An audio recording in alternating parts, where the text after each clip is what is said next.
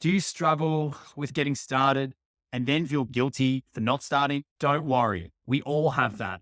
Welcome to being human. So why does this exactly happen to us? There's a concept we can borrow from chemistry called activation energy. It means that there is a minimum amount of energy that's required for a reaction to actually take place. This is the case with a fire, all the way to actually getting started on an important project that might not actually be that urgent. Now, what is the solution? Number one, we can lower the activation energy that's required to get started. Or two, we can meet the activation energy to get the reaction started. Let's attack it from both angles. Tip number one is to generate small wins. Carl Weick, who is a pretty famous organizational psychologist, had one thing in mind. In order for humans to create massive, long-lasting, impactful things, they needed to start small. And that one small thing that they would do would create momentum. It would create forward force that would lead to another thing occurring. And then lo and behold, a massive outcome had been achieved. So don't write a book, write a sentence. Don't try to do something massive, do a single thing.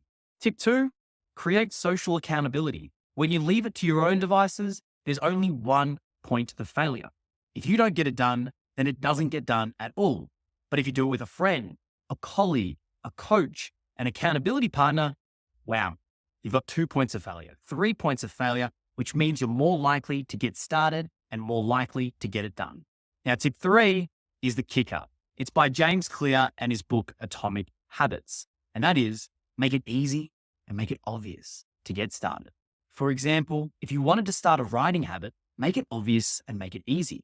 Lay out your clothes the night before. Set multiple alarms so you get up. Tell your partner to wake yourself up at a certain time. Know the routes that you're going to run. Making it easy and making it obvious means the path of least resistance is getting the thing done. These 3 tips lower the activation energy to get started and are the behavioral nudges that you need in order to meet those requirements as well.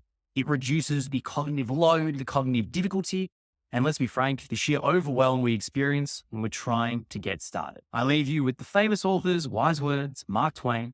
The secret to getting ahead is to get started. What's one step that you're going to take to lower the activation energy in getting started? Let me know in the comments.